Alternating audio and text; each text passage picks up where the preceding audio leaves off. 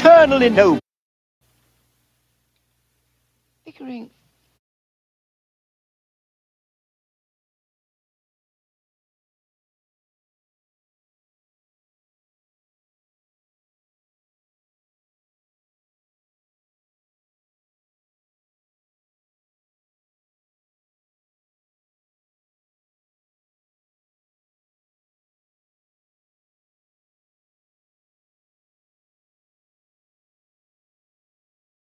Why can't a woman be more like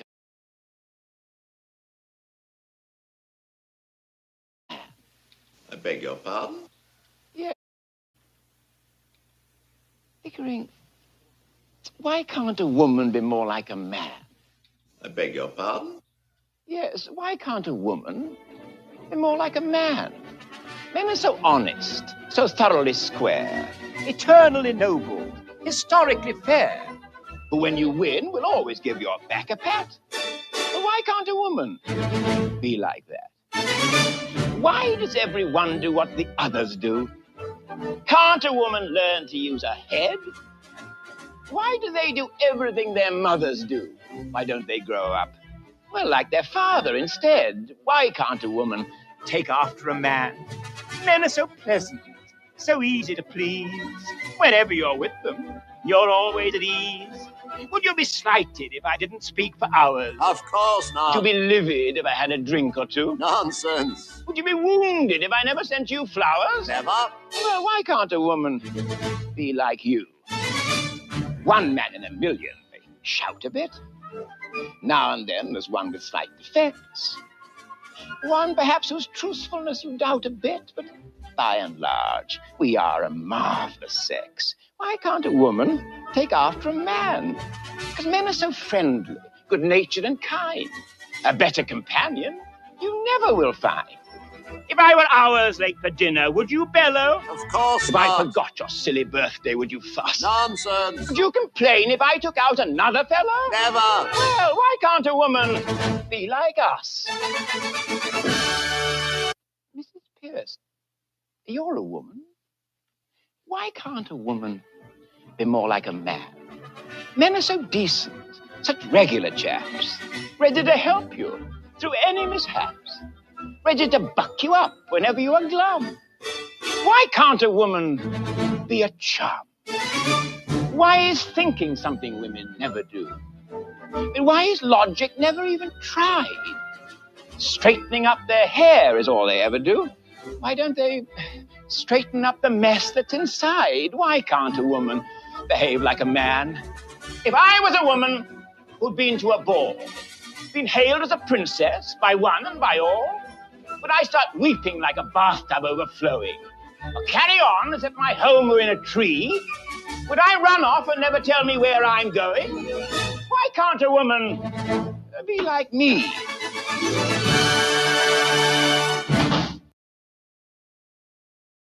Oh dear, oh dear, oh dear. Hi. How the devil are you? I just thought that was appropriate. What can I say? What can I say? Why can't a man be like a woman and stop watching pornography all day? Why can't a man be like a woman and stay out of our business come what may? Interesting, isn't it? Look, I want to reiterate why Let Women Speak is called Let Women Speak and not Let Anyone Speak. And it reminded me why that we all needed reminding actually when I watched AOC and some of the horrors, absolute horrors of people in American politics. And I do think what we have here in this country, the fight back, is really not tied to a political persuasion. That's the beauty of Let Women Speak and some other organizations that are apolitical. And that's why the organizations that are political are evidently going to fail because this is way beyond politics. Thank you. I'm wearing Saint and Sophia. It's my favorite go-to easy easy thing to wear. So yeah. Anyway, so at the American Congress where they were talking about sport. It's very, very odd, and I don't buy it. I don't believe it. I don't buy it. When people say that it is it is all about trans. Um, it's all about trans inclusion as opposed to just being about women's sports. It's a crazy, crazy thing. And it's evident, it's everywhere. And I think that part of it being everywhere is why ultimately uh, it just is, it can't be true because it's not true. And I don't think people organically get to that decision on their own. Right, I'm just going to change the title of this. Also, I just want to say that, and I'm just going to say it because it's got to be said. Men don't get it. They know what the issues are. They don't get it. They don't feel it. They don't. It just doesn't make any sense to them. That's why when it comes to this whole debate, men are a little bit more theoretical about it, a bit more academic about it, a bit more, isn't that terrible? Can use all the words, but they don't feel it. They might feel terrible for women and children, but they just don't feel it. And I'm going to just look, I'm using broad brushstrokes. I don't really care who is offended by that, because Let Women Speak is called Let Women Speak for a reason. And that's because I think we know best about this. I think those of us that aren't indoctrinated and foolish and idiotic and simple, I think the women that genuinely get it and talk about it and aren't putting women last. I think we understand it. The women fighting in this fight, we get it more than men. Some of us are not willing to compromise at all. Many people are. I'm not. I just think stick your compromise up your arse. Any compromise actually is submission. I am not submitting to this ideology in any shape or form. It's just not happening. I am not going to defer to men. I knew it would take men getting involved to win this fight, but they're not speaking for me. God damn it. Not speaking for us. They don't know our stories and our histories and our feelings and our realities better than us. So no. The people most adversely impacted by this, apart from individual children and children being sort of indoctrinated as a whole, the first thing they came for was us. And the reason they came for us is we are the people that will protect children. Women will protect children. Most women in this country are mothers. They will protect their children.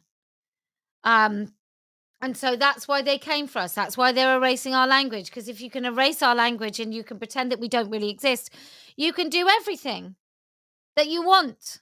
You can take the children, you can traffic the children, you can steal the children, you can erase the children, you can hand over the children to the state.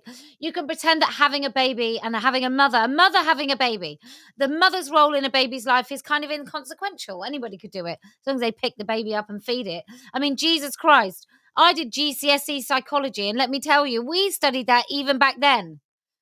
That what you can't do is you can't replace the actual bonding of a mother. That people will end up with attachment issues. And then attachment issues leads to social issues. And then social issues lead to the breakdown of society and chaos. So it's a little bit crazy. Crazy.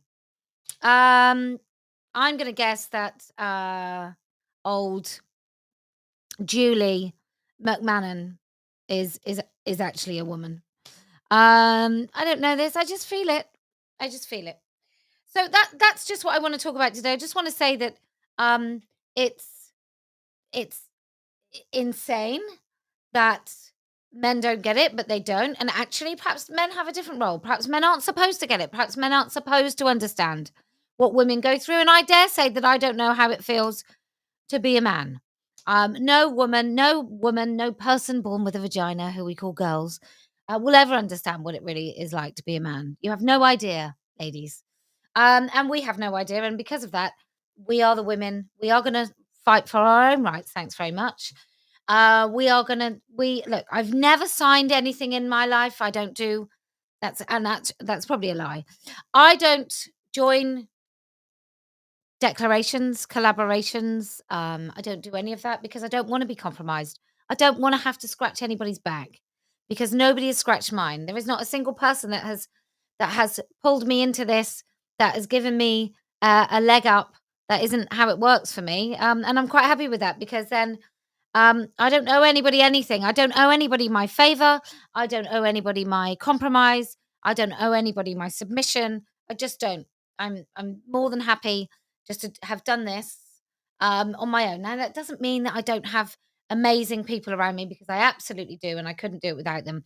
And two of them are my wonderful moderators who come along to this chat without prompt. Often they don't even get a heads up. They just come and make sure that people can speak on this chat. So anyway, it's the weekend. I just felt it was important to remind women that we are enough. We don't need men speaking for us. We just don't. We don't need men speaking for us. We can speak for ourselves. We're quite happy to speak for ourselves. We're quite happy to um, elevate other women's voices. I'm certainly more than happy to elevate other women's voices. I think that so many powerful, and we're just uploading the lady that phoned into TERF talk, who has a diagnosis of autism, and then her incredible speech in Glasgow, and then the phone call that she made the other night. And I have to say that it's an absolute privilege that women like that caller, that the lady who came and spoke in Glasgow, that those women feel that there is a place for them to have an important voice, a game-changing voice, a story that has the potential of changing somebody's life, somebody else's life, that maybe had chimed with a parent who then recognized that her autistic daughter was actually not a boy after all, but in real distress, really struggling. So yeah, anyway, I'm gonna have to go because I think my son is stuck somewhere and he's called me 3 times, so time to go. He's not really stuck. He'll just not want to wait for a train or something. But anyway, much love to you all. My most important job clearly is making sure that my son doesn't have to walk like 3 extra minutes or something. So anyway, if you can just keep centralizing women's voices, just remembering each and every one of you women, you are as important as anybody else in your life. Whoever you would fight for, put the same interest and energy into yourself and fight for yourself. Just sometimes. Just sometimes. That's all I'm saying. If you can do that, if you can keep focus on what is important, and we are the gatekeepers, women, then I promise we will win. If you can stand beside people that you know you may disagree with and make sure you come to those LWS events next year, Let Women Speak, wherever they may be, then I promise we will win. And do you know why else we're going to win? Because I never lose.